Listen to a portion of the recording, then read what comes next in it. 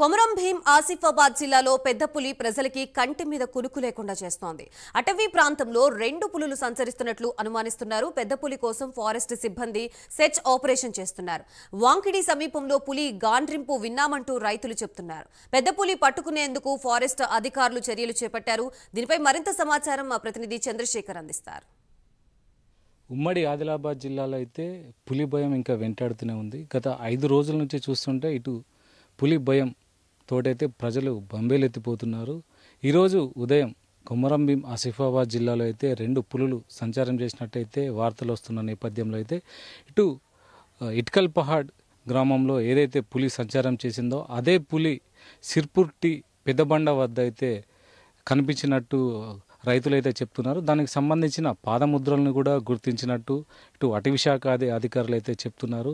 అదేవిధంగా ఇటు వాంకిడి మండలంలోని పత్తి చేనులో పత్తి ఏరే క్రమంలో అయితే ఒక రైతుకు పులి గాండ్రింపు వినబడడంతో అయితే అతడు కొంచెం భయాందోళనకు గురై అక్కడికక్కడే స్పృహ కోల్పోయి కింద పడిపోయినట్టయితే సమాచారం ఉంది. ఏది ఏమైనా కూడా ఇప్పటికీ పత్తి చేనులలో అయితే పత్తి ఏరడానికైతే ఎవరు రాలేని పరిస్థితి అయితే ఎదురవుతుంది. ఇప్పుడు మనం చూడొచ్చు పత్తి చేనులు ఎంత నిర్మానుష్యంగా మారిపోయాయంటే ఈ సమయంలో కూడా పత్తి ఏరడానికైతే ఎవరు రాని పరిస్థితులు అయితే ఉన్నట్టయితే ఉంది. ఇప్పుడు ఏదైతే పులి భయంతో అయితే ఉమ్మడి ఆదిలాబాద్ జిల్లా వ్యాప్తంగా అయితే పత్తి రైతులకైతే తీవ్ర ఆటంకం అయితే ఏర్పడుతుందని చెప్పొచ్చు.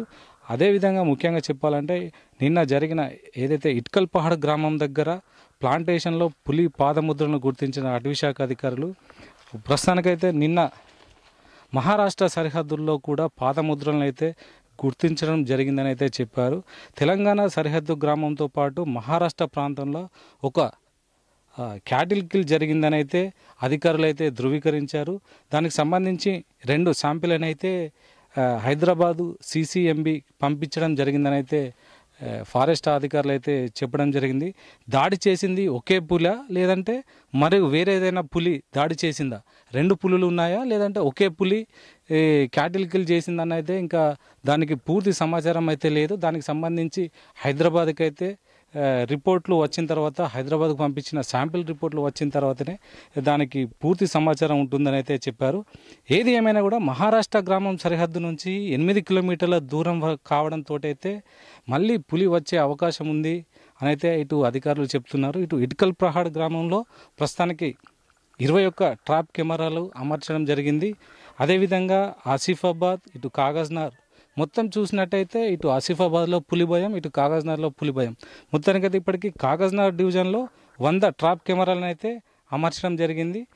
ప్రస్తుతం అయితే గ్రామస్తులంతా జాగ్రత్తగా ఉండాలని అయితే అధికారులు చెప్తున్నారు. ఏదేమైనా కూడా 4 సభ్యులతో కూడిన దాదాపు 35 టీంలను అయితే రంగంలోకి దిగారు. అవగాహన అయితే కల్పిస్తున్నారు. ప్రజలు ఎక్కడైనా పులి కనిపిస్తే వెంటనే అటవీ శాఖ అధికారులకు సమాచారం అందించాలని అయితే ఇప్పటికే అటవీ శాఖ అధికారులు అయితే చెప్తున్నారు. పులి ప్రస్తుతం సరిహద్దు ప్రాంతంలోనే సంచరిస్తుందని అయితే అధికారులు చెప్తున్నారు. మహారాష్ట్ర ప్రాంతం దగ్గరగా ఉండడం వల్లనే మళ్ళీ వెనక్కి వచ్చే అవకాశాలు ఉంటుందని అయితే అధికారులు అయితే చెప్తున్నారు.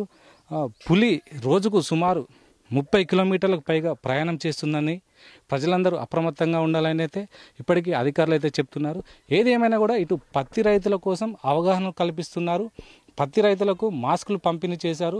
పత్తి రైతులకు కంపల్సరీగా పత్తి ఏరే క్రమంలో అయితే మాస్కులు ధరించి పత్తి వేరాలని అయితే అధికారులు సూచనలు చేస్తున్నారు. ఎందుకంటే పత్తి వేరే క్రమంలో వంగి పత్తి వేరుతాం కాబట్టి పులి ఒకవేళ వెనుక నుంచి ఎవరో పశువు అనుకొని వెనుక నుంచి అది దాడి చేస్తుంది, అది అటాక్ చేస్తుంది, పులి పంజా వేస్తుంది. కాబట్టి కంపల్సరీగా పత్తి వేరే క్రమంలో మాస్కులు పంపిణీ చేశారు. మాస్కులు ధరించుకోవాలి.